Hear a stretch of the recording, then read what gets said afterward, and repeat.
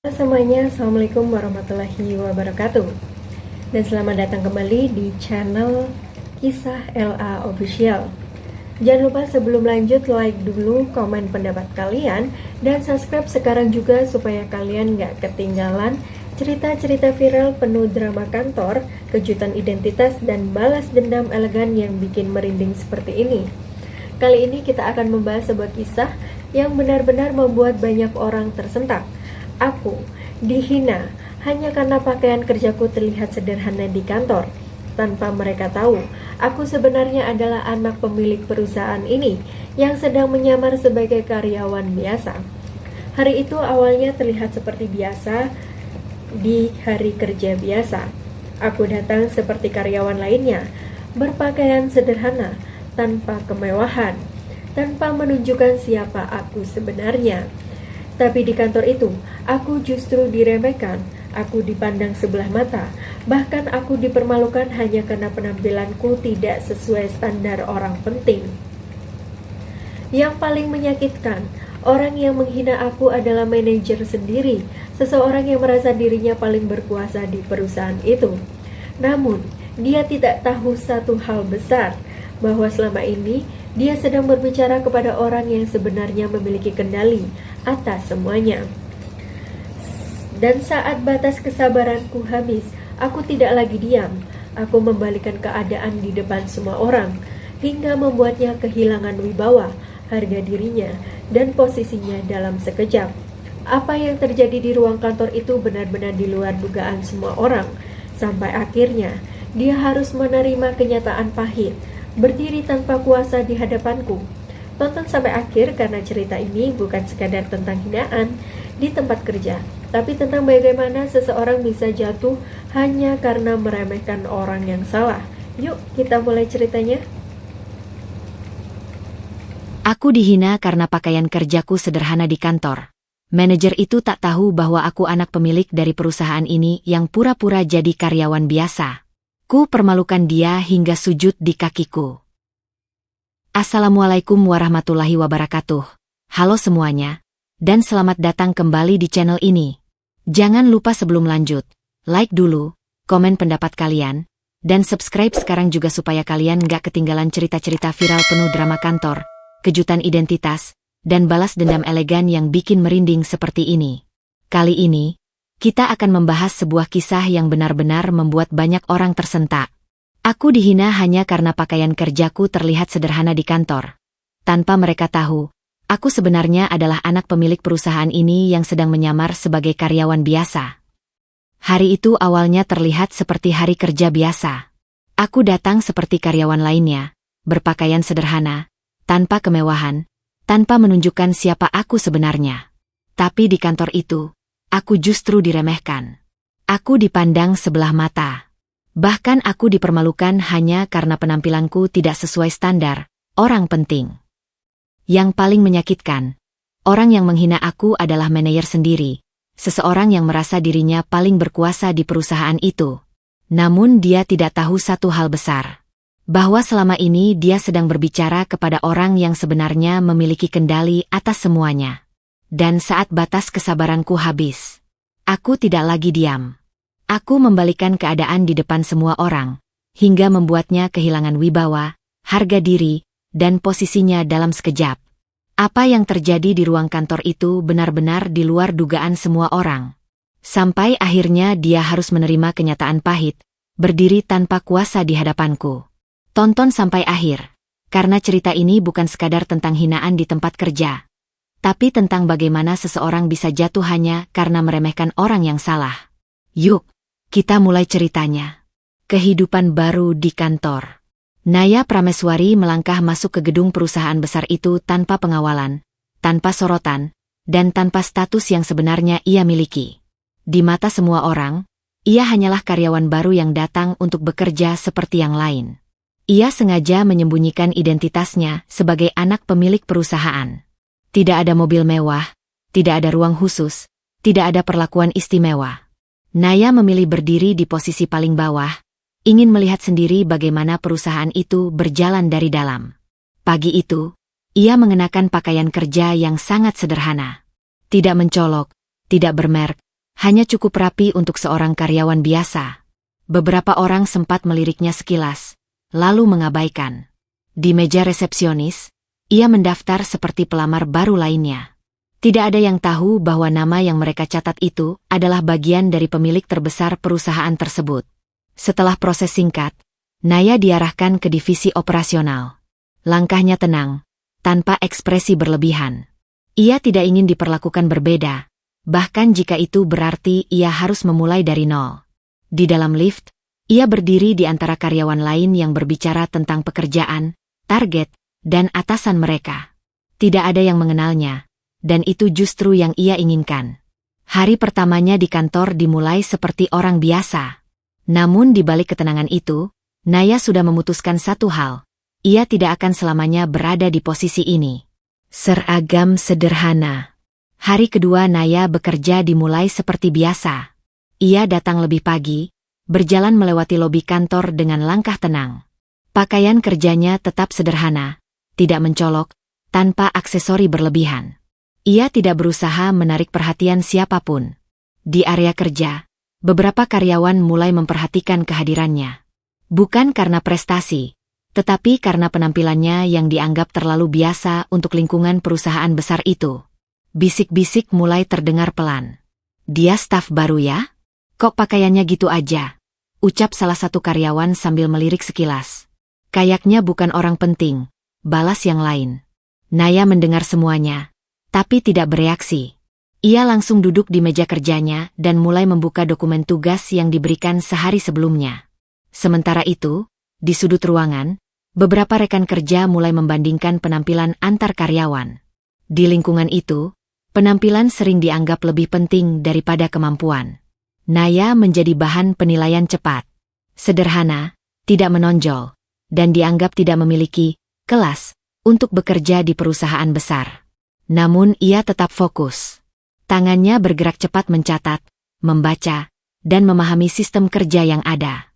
Ia tidak datang untuk dinilai, ia datang untuk mengamati. Di hari kedua itu, Naya sudah mulai melihat satu hal jelas.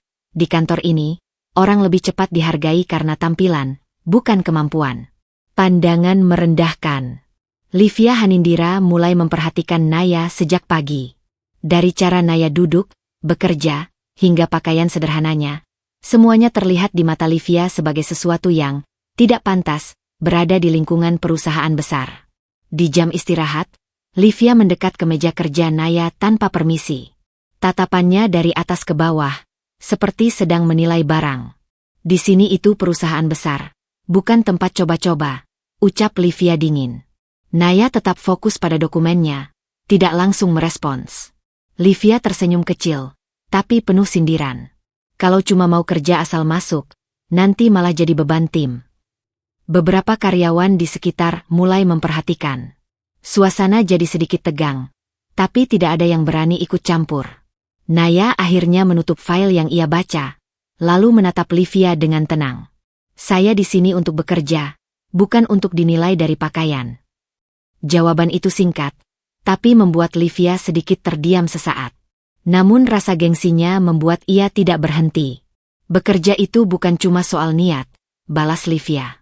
"Tapi juga soal pantas atau tidaknya seseorang di tempat ini." Naya tidak membalas lagi. Ia kembali melanjutkan pekerjaannya, seolah percakapan itu tidak penting. Livia pergi dengan ekspresi tidak puas. Di kepalanya, Naya sudah masuk dalam kategori orang yang akan mudah disingkirkan. Sementara itu, Naya tetap tenang. Ia mulai memahami satu hal penting di kantor ini. Penilaian orang lebih cepat datang daripada kesempatan untuk membuktikan diri. Awal tekanan. Raka Wiratama sudah memperhatikan Naya sejak hari pertama. Bukan karena kemampuan, tapi karena sikapnya yang dianggap terlalu tenang dan tidak menonjol sebagai karyawan baru. Di ruang kerja, Raka memanggil Naya tanpa ekspresi. "Mulai hari ini kamu pegang data laporan mingguan," ucapnya singkat, tanpa penjelasan tambahan. Naya mengangguk. "Baik." Raka menyerahkan tumpukan dokumen tebal. "Saya tidak suka kesalahan. Di sini tidak ada toleransi untuk orang yang lambat." Nada suaranya dingin, penuh tekanan. Setelah itu ia langsung berbalik tanpa menunggu respons lebih lanjut. Naya membawa dokumen itu ke mejanya. Beban kerja yang diberikan jauh lebih berat dibanding karyawan baru lainnya, tapi ia tidak protes.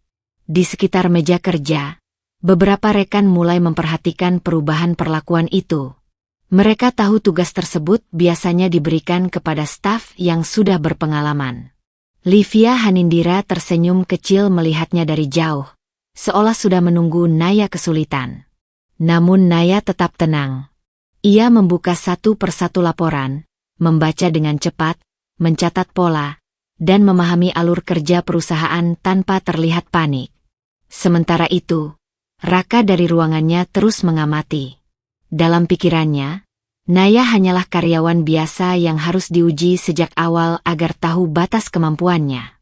Tanpa disadari, tekanan yang ia berikan justru menjadi awal dari sesuatu yang belum ia pahami tentang Naya Prameswari. Tugas diremehkan. Hari berikutnya, Naya datang seperti biasa. Tidak ada perubahan sikap, tidak ada keluhan, hanya ketenangan yang sama. Di pagi itu, Dimas Aditya dari HR datang membawa pembagian tugas baru untuk tim. Setelah melihat daftar nama, ia menempatkan Naya pada pekerjaan paling ringan di divisi operasional. "Ini saja untuk kamu dulu," kata Dimas tanpa banyak penjelasan, lalu meletakkan beberapa dokumen kecil di meja Naya. Tugas itu jauh lebih sederhana dibanding yang diberikan kepada karyawan lain, merapikan arsip lama dan mencatat data masuk harian. Beberapa anggota tim langsung menatap Naya dengan ekspresi yang sulit disembunyikan. Bagi mereka, itu tanda jelas bahwa Naya tidak dianggap punya potensi besar. Livia Hanindira bahkan tidak menyembunyikan senyumnya. "Sudah cocok itu," ucapnya pelan kepada rekan di sebelahnya. "Kerjaan ringan juga jangan sampai salah." Naya tidak bereaksi. Ia mengambil dokumen itu dan mulai bekerja tanpa komentar. Di sudut ruangan, percakapan kecil terus terdengar.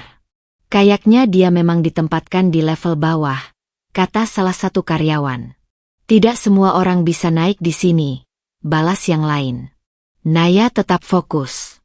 Tangannya rapi menyusun arsip, matanya teliti membaca setiap data.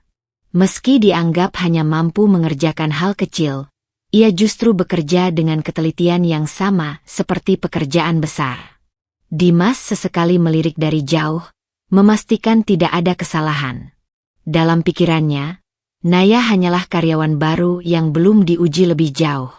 Namun yang tidak mereka sadari, Naya tidak sedang dinilai dari pekerjaan kecil itu.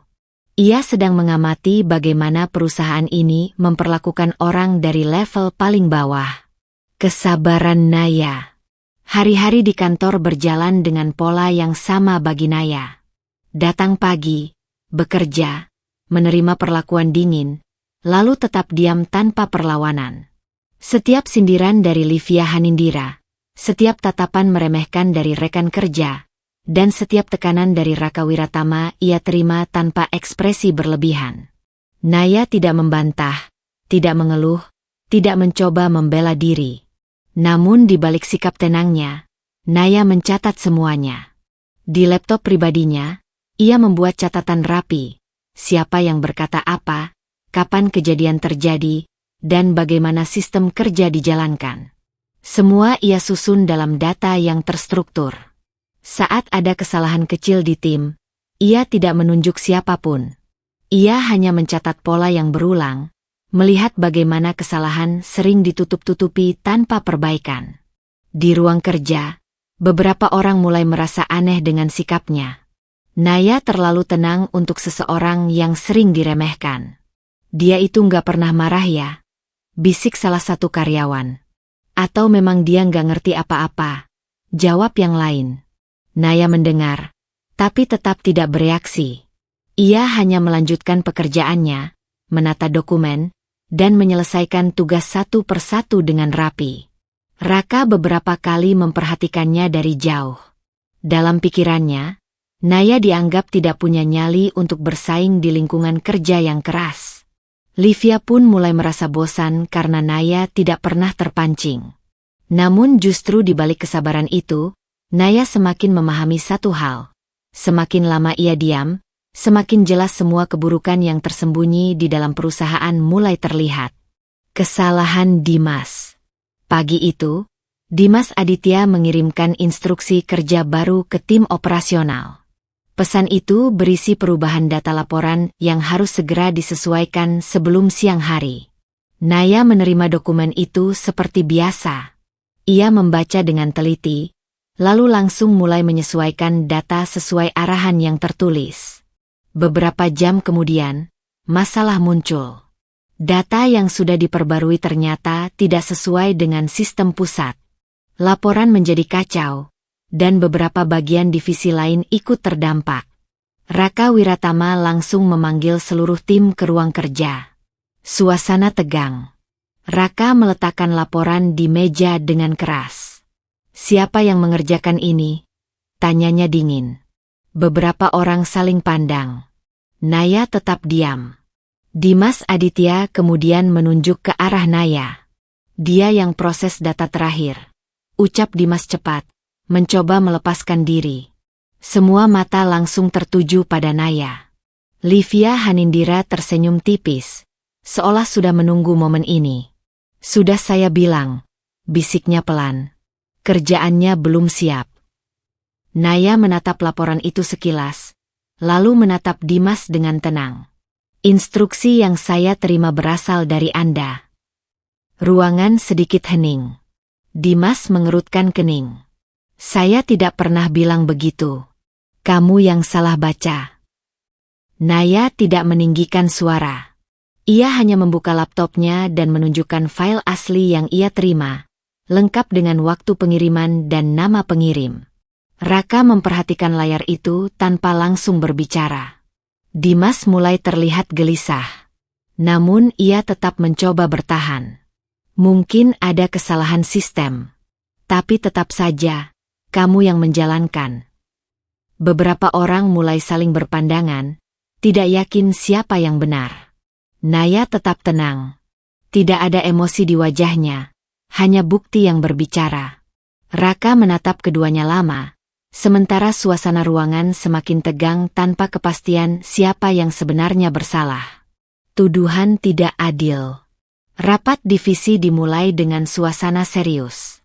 Raka Wiratama duduk di ujung meja. Ekspresinya dingin seperti biasa. Semua laporan kesalahan yang terjadi sebelumnya dibawa ke forum ini. Naya Prameswari dipanggil masuk terakhir. Beberapa orang sudah lebih dulu duduk, termasuk Dimas Aditya dan Livia Hanindira. Raka langsung membuka pembicaraan tanpa basa-basi. "Kesalahan data kemarin membuat sistem kacau. Dan yang bertanggung jawab ada di sini."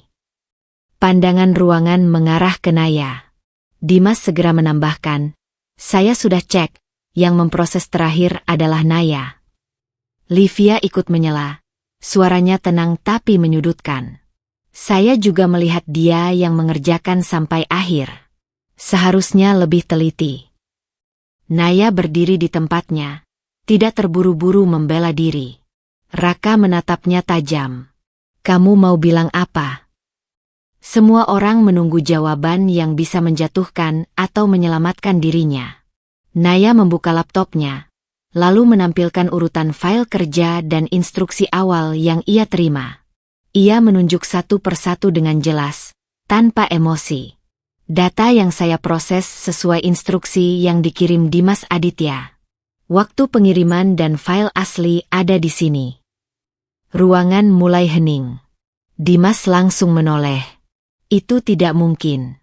Saya tidak pernah kirim seperti itu." Namun layar tetap menunjukkan bukti yang sama. Beberapa peserta rapat mulai saling berpandangan. Suasana berubah tidak nyaman. Raka tidak langsung memutuskan.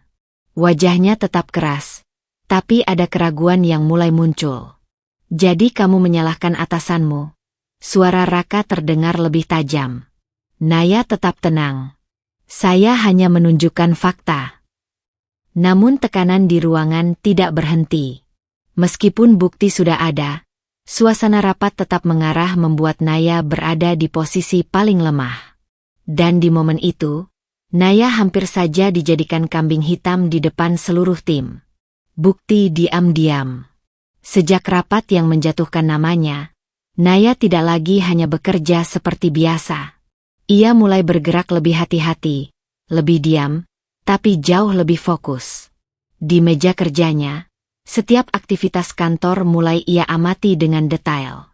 Bukan hanya tugasnya sendiri, tapi juga alur kerja antar divisi, cara instruksi disebarkan, dan siapa yang sering mengubah data tanpa jejak jelas. Setiap kesalahan kecil yang terjadi tidak lagi ia abaikan. Ia catat waktu kejadian, siapa yang terlibat, dokumen apa yang berubah, dan pola yang berulang. Di sistem internal, Naya mulai menemukan hal-hal yang tidak sesuai prosedur. Ada instruksi yang berubah tanpa persetujuan jelas, ada data yang dimodifikasi setelah disetujui, dan ada alur laporan yang sengaja dipercepat tanpa validasi. Semua itu ia simpan tanpa sepengetahuan siapapun. Di sisi lain kantor, Dimas Aditya tetap bersikap seolah tidak terjadi apa-apa. Raka Wiratama pun tetap menjaga jarak dingin terhadap Naya, menganggap masalah sebelumnya sudah selesai. Namun Naya tahu, masalah sebenarnya belum selesai. Di sela waktu istirahat, ia membuka ulang semua catatan digitalnya. Ia menghubungkan satu kejadian dengan kejadian lain, mencari pola yang sama di balik kesalahan yang selalu terjadi. Nama-nama mulai muncul berulang dalam catatannya. Instruksi yang berubah, keputusan yang tidak tercatat, dan laporan yang sengaja dibuat tidak transparan. Livia Hanindira juga mulai masuk dalam beberapa catatan itu, bukan sebagai pelaku utama, tetapi sebagai bagian dari alur yang ikut memperkuat kesalahan. Naya tidak berbicara pada siapapun.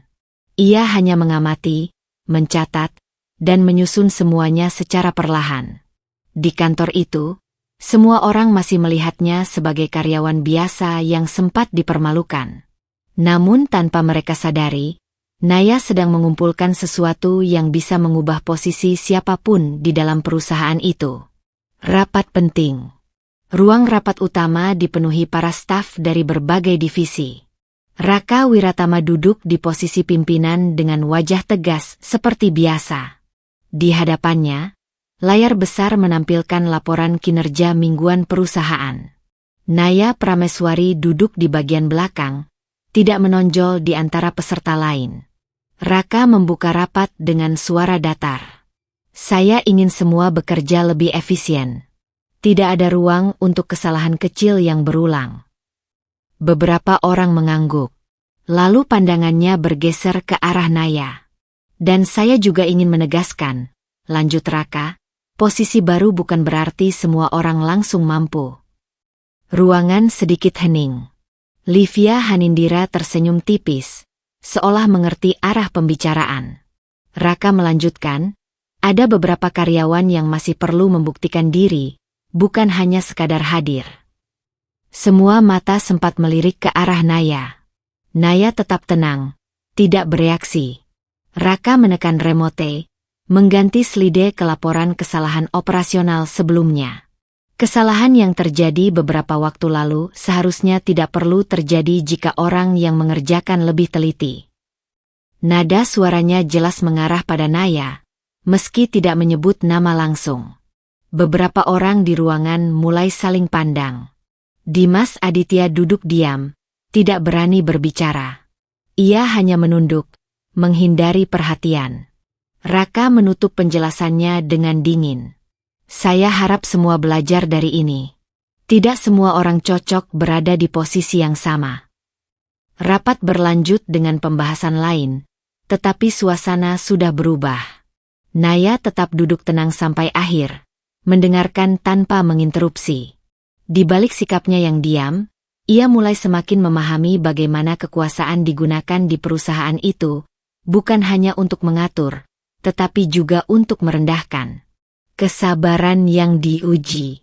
Hari-hari setelah rapat besar membuat posisi Naya semakin jelas di mata kantor. Diragukan, diawasi, dan sering dijadikan contoh kesalahan. Namun Naya tetap datang seperti biasa. Tidak ada perubahan sikap, Tidak ada usaha membalas perlakuan orang lain. Di setiap kesempatan, Livia Hanindira tidak melewatkan momen untuk menyindirnya. Masih di sini juga, ucap Livia suatu pagi saat melewati meja Naya. Naya hanya mengangguk singkat tanpa menanggapi. Raka Wiratama pun tidak berubah. Setiap kali melewati divisi operasional, pandangannya selalu dingin ketika melihat Naya bekerja. Tidak ada teguran langsung, tapi tekanan itu terasa dari caranya memperlakukan Naya sebagai orang yang harus terus dibuktikan salahnya. Di ruang kerja, suasana menjadi semakin tidak nyaman bagi Naya. Beberapa rekan mulai menjaga jarak, takut ikut terseret dalam penilaian atasan. Meski begitu, Naya tetap fokus pada pekerjaannya. Ia menyelesaikan tugas satu persatu tanpa terburu-buru, tanpa keluhan, dan tanpa mencari perhatian. Di sela waktu kosong, ia tetap mencatat. Bukan hanya kesalahan sistem, tetapi juga pola perilaku orang-orang di sekitarnya. Cara mereka mengambil keputusan, cara mereka menyalahkan orang lain, dan cara mereka menutupi kesalahan sendiri. Semakin lama, semakin banyak hal yang ia pahami. Namun di depan semua orang, Naya tetap terlihat sama, tenang, diam, dan seolah tidak terganggu. Livia mulai merasa jengkel karena Naya tidak pernah terpancing. Raka pun masih menganggap Naya belum cukup layak untuk diperhitungkan. Namun di balik semua tekanan itu, Naya justru semakin menguat. Kesabarannya bukan tanda lemah, tapi cara untuk melihat semuanya dengan lebih jelas tanpa gangguan emosi. Perubahan sikap. Perlahan, suasana di sekitar Naya mulai berubah. Beberapa karyawan yang awalnya ikut meremehkan, kini mulai memperhatikan cara Naya bekerja. Bukan karena penampilan, tapi karena ketenangannya yang tidak pernah goyah meski terus ditekan. Saat terjadi masalah kecil di sistem kerja, Naya selalu tahu alurnya lebih cepat daripada yang lain. Ia tidak banyak bicara, tapi setiap catatan yang ia buat selalu rapi dan terarah. Di pantry kantor, beberapa karyawan mulai berbisik. Dia itu aneh ya. Kalau dilihat dari cara kerjanya, terlalu rapi untuk orang biasa, ucap salah satu staf. Tapi kenapa dulu dia sering diperlakukan seperti itu oleh manajer? Balas yang lain. Pertanyaan-pertanyaan itu mulai muncul, meski tidak ada yang berani mengatakannya secara langsung. Livia Hanindira masih bersikap sama, tetap merendahkan setiap kali ada kesempatan. Namun kini, sindirannya tidak lagi disambut tawa seperti dulu. Beberapa orang mulai diam, tidak ikut tersenyum seperti sebelumnya. Raka Wiratama juga mulai merasakan perubahan kecil itu. Ia melihat bahwa Naya tidak pernah melakukan kesalahan berulang, tidak panik, dan tidak pernah memperburuk situasi saat tekanan diberikan. Namun Raka tetap menjaga jarak. Dalam pikirannya, Naya masih karyawan yang harus terus diuji, bukan seseorang yang perlu diperhitungkan lebih jauh. Di sisi lain, Naya tetap menjalani rutinitasnya seperti biasa. Ia tidak pernah mencoba menjelaskan siapa dirinya, tidak pernah membela diri secara berlebihan. Tapi semakin hari, semakin banyak orang yang mulai merasa ada sesuatu yang tidak biasa darinya. Dan tanpa disadari, keraguan kecil itu mulai menyebar di dalam kantor. Data tersembunyi. Malam di kantor sudah sepi. Hanya beberapa lampu koridor yang masih menyala.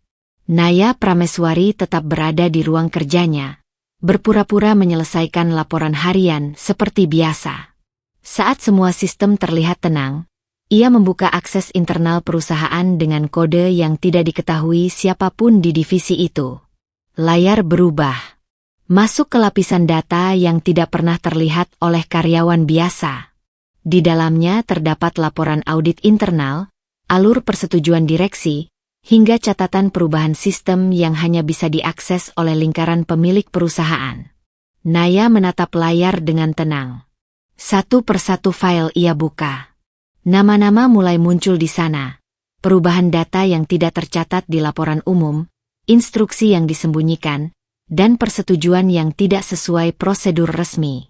Tangannya berhenti sejenak ketika menemukan pola yang sama berulang kali di beberapa divisi. Ada alur keputusan yang selalu dimodifikasi sebelum sampai ke sistem utama. Ada juga catatan akses yang tidak seharusnya dilakukan oleh orang di level manajemen tertentu. Naya tidak terburu-buru. Ia hanya membaca, mencatat, dan menghubungkan setiap titik informasi. Di layar, semakin jelas terlihat bahwa masalah di perusahaan ini bukan sekadar kesalahan kerja biasa. Semua terstruktur. Semua terjadi berulang. Dan semua itu tidak pernah muncul di permukaan. Naya menutup satu file, lalu membuka file lain dengan tenang. Di balik kesederhanaan kerjanya di siang hari, malam itu ia mulai melihat gambaran besar yang selama ini disembunyikan di dalam perusahaan miliknya sendiri. Tanda identitas terungkap. Di tengah malam yang sunyi, sistem keamanan perusahaan tiba-tiba mengirimkan notifikasi ke dashboard internal. Akses level terbatas terdeteksi. Dimas Aditya yang sedang berada di rumah langsung membuka laptopnya. Wajahnya berubah saat melihat detail log sistem. Akses itu berasal dari area data paling dalam, zona yang hanya bisa dibuka oleh lingkaran pemilik perusahaan. Ia menatap layar lama, memastikan tidak salah baca. Tidak mungkin, gumamnya pelan. Jejak akses menunjukkan satu akun aktif yang tidak seharusnya ada di sana. Nama pengguna yang muncul tidak asing, tapi statusnya membuat Dimas mulai gelisah. Naya Prameswari. Dimas segera memeriksa ulang database HR, mencari profil Naya dengan lebih dalam. Semua data terlihat normal di permukaan. Karyawan baru, divisi operasional, tanpa catatan khusus. Namun sistem internal yang lebih dalam menunjukkan sesuatu yang berbeda. Adanya hak akses yang tidak tercatat di level HR. Tangan Dimas mulai tidak tenang.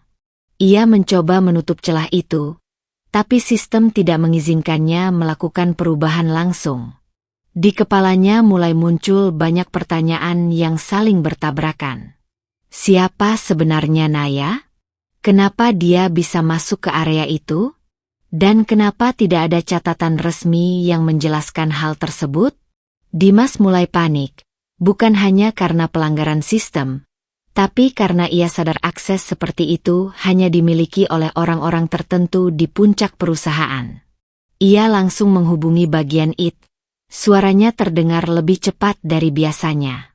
Cek sekarang juga semua akses level tinggi yang aktif malam ini. Namun di balik semua kepanikan itu, satu nama terus muncul di pikirannya. Naya Prameswari bukan karyawan biasa seperti yang selama ini ia anggap. Panggilan direksi. Pagi itu, suasana kantor tidak seperti biasanya. Beberapa orang dari jajaran atas mulai hadir lebih awal dari jadwal. Wajah mereka serius. Tidak ada percakapan ringan seperti hari-hari sebelumnya. Di ruang rapat utama, Dewan Direksi sudah berkumpul. Laporan akses sistem malam sebelumnya menjadi pembahasan utama.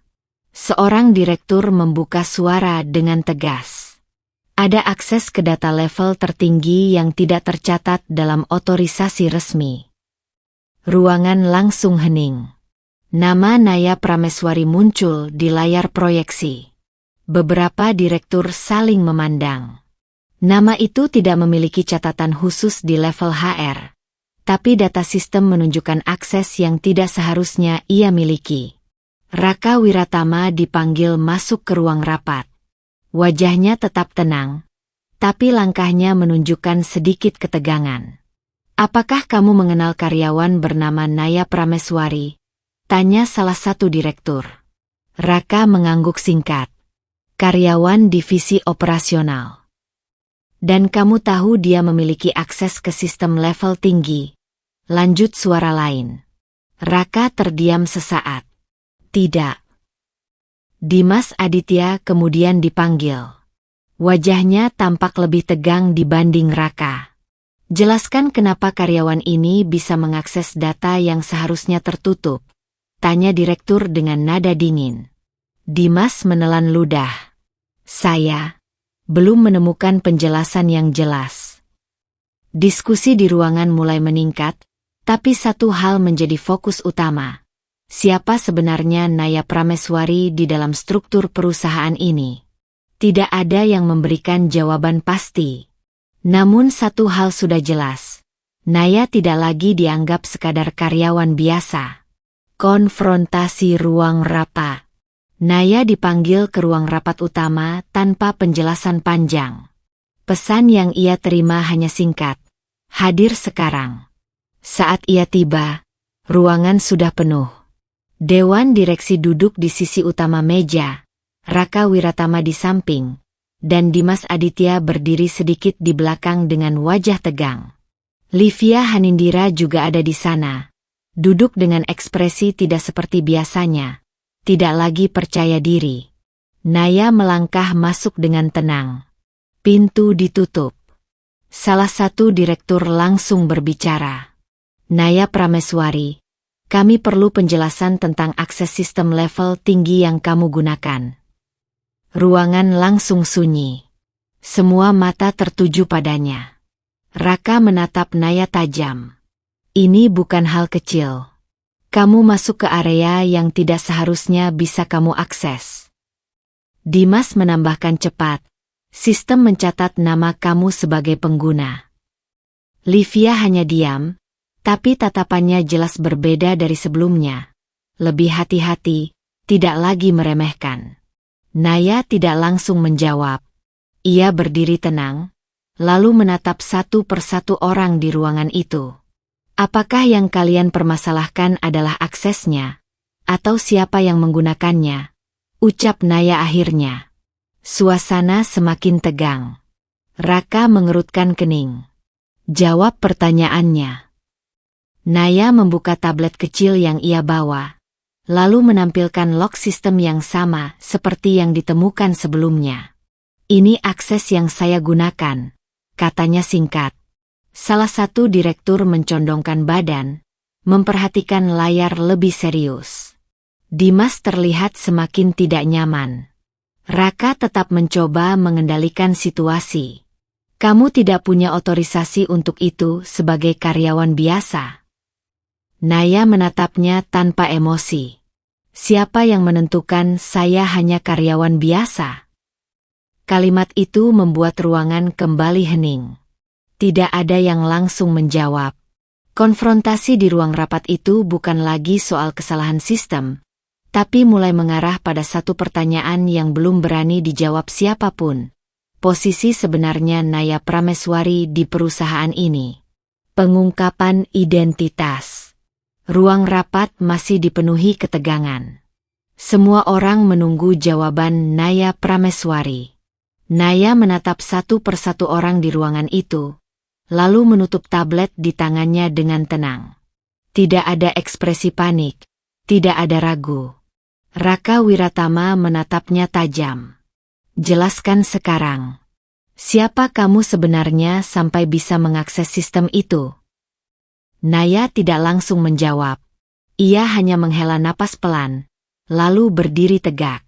Aku tidak pernah bermaksud menyembunyikan hal ini selamanya, ucapnya akhirnya. Ruangan langsung sunyi. Dimas Aditya mengerutkan kening. Livia Hanindira menahan napas, tidak yakin apa yang akan terjadi selanjutnya. Naya melanjutkan dengan suara stabil. Nama lengkapku Naya Prameswari. Dan aku adalah anak dari pemilik perusahaan ini. Tidak ada suara selama beberapa detik. Seolah ruangan berhenti bergerak.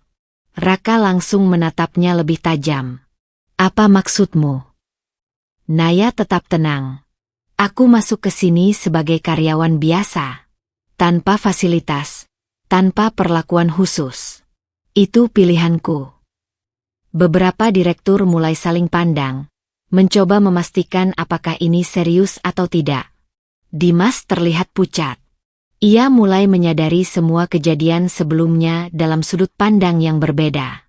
Livia Hanindira yang sebelumnya penuh percaya diri kini hanya diam, tidak mampu menyela satu kata pun. Naya melanjutkan, aku ingin melihat bagaimana perusahaan ini bekerja dari bawah, tanpa nama keluarga. Raka terdiam. Wajahnya tetap keras, tapi sorot matanya mulai berubah. Pengungkapan itu mengubah seluruh suasana ruangan dalam sekejap. Tidak lagi tentang kesalahan kerja, tapi tentang identitas yang selama ini tersembunyi di depan semua orang. Keheningan ruangan. Setelah pengakuan Naya, tidak ada satupun orang yang langsung berbicara. Ruangan rapat terasa beku. Semua orang masih mencerna kalimat yang baru saja diucapkan Naya Prameswari, anak pemilik perusahaan. Kalimat itu menggantung tanpa bantahan, tanpa klarifikasi, karena tidak ada yang berani meragukannya. Raka Wiratama yang sebelumnya paling keras bersuara kini hanya diam.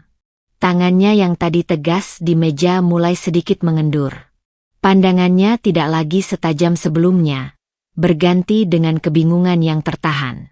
Dimas Aditya berdiri kaku di tempatnya. Wajahnya pucat, matanya sesekali bergerak ke arah layar sistem lalu kembali ke lantai. Ia mulai menyadari setiap keputusan yang pernah ia buat terhadap Naya. Livia Hanindira tidak lagi menunjukkan ekspresi sombong. Duduknya sedikit menegang, dan matanya tidak berani lama-lama menatap Naya. Semua sindiran, semua meremehkan, terasa kembali dalam pikirannya tanpa perlu diucapkan lagi. Para direktur yang sebelumnya aktif berbicara kini hanya saling menatap. Tidak ada yang ingin mengambil langkah pertama untuk merespons. Naya tetap berdiri di tempatnya. Tenang. Tidak ada perubahan sikap meski semua mata kini tertuju padanya dengan cara yang berbeda. Ia tidak menambah penjelasan. Tidak juga mencari pembenaran. Justru keheningan itu yang paling keras terdengar di ruangan. Raka akhirnya menurunkan pandangannya sesaat, lalu kembali menatap Naya, tapi kali ini tanpa kata-kata yang biasa ia gunakan untuk menekan orang lain. Namun tetap saja, tidak ada yang berani memecah sunyi itu lebih dulu. Balik keadaan. Keheningan di ruang rapat akhirnya berubah menjadi keputusan tegas dari Dewan Direksi. Setelah evaluasi cepat dan pemeriksaan ulang catatan internal, satu persatu bukti mulai memperjelas posisi Raka Wiratama. Bukan hanya soal kesalahan prosedur, tetapi juga pola penyalahgunaan wewenang yang selama ini tidak terpantau dengan benar. Naya Prameswari hanya duduk menyaksikan tanpa ikut campur. Raka dipanggil berdiri di tengah ruangan. Wajahnya masih mencoba tenang, tetapi sorot matanya sudah tidak bisa menyembunyikan tekanan. Salah satu direktur berbicara tegas. Jabatan Anda sebagai manajer divisi dicabut, efektif segera. Ruangan kembali hening, tapi kali ini berbeda. Bukan keheningan karena ketidakpastian, melainkan karena keputusan sudah diambil. Raka tidak langsung menjawab. Ia hanya menatap meja di depannya beberapa detik, seolah mencoba menerima kenyataan yang baru saja jatuh. Dimas Aditya terlihat semakin gelisah. Ia tahu posisinya juga ikut terseret dalam rangkaian masalah yang sama. Livia Hanindira menunduk, tidak lagi berani menunjukkan sikap sombong seperti sebelumnya. Semua perkataan dan perlakuannya terhadap Naya kini terasa kembali di kepalanya sendiri. Naya tetap tidak menunjukkan emosi berlebihan. Ia hanya melihat proses itu berjalan sampai selesai. Tidak ada perayaan, tidak ada kata tambahan. Hanya perubahan posisi yang terjadi dengan cepat, tanpa bisa dihentikan. Raka akhirnya diminta keluar dari jabatan dan meninggalkan ruang rapat. Langkahnya pelan, tidak lagi sekuat sebelumnya. Dan untuk pertama kalinya, orang yang dulu paling sering merendahkan Naya kini berada di posisi yang sepenuhnya kehilangan kendali. Harga diri yang tegak. Setelah keputusan direksi selesai, suasana perusahaan berubah drastis. Tidak ada lagi dominasi Raka Wiratama, tidak ada lagi tekanan dari cara lama yang penuh merendahkan.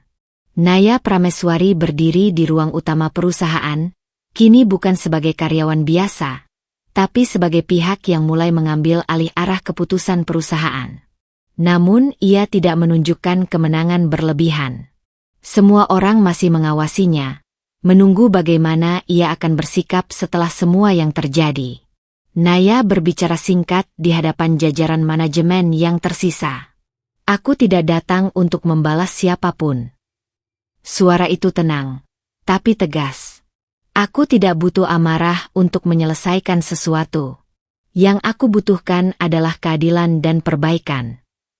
Tidak ada yang menyela. Dimas Aditya hanya menunduk, menerima posisi barunya yang kini jauh lebih rendah dari sebelumnya. Livia Hanindira juga tidak lagi bersuara, hanya mengikuti arahan tanpa keberanian untuk membantah. Naya mulai menata ulang sistem kerja yang selama ini ia catat dan amati. Struktur yang tidak sehat diperbaiki, alur kerja dibuat lebih transparan, dan setiap divisi mulai diawasi dengan standar yang lebih ketat. Perusahaan perlahan berubah arah. Namun Naya tetap sama seperti sebelumnya. Tenang, tidak banyak bicara, dan fokus pada pekerjaan. Ia tidak lagi berada di posisi yang diragukan. Kini ia berada di posisi yang menentukan. Dan yang paling jelas terlihat oleh semua orang adalah satu hal. Naya tidak pernah membangun kekuasaan dari amarah, tetapi dari ketenangan dan ketegasan yang tidak bisa lagi diabaikan. Tamat.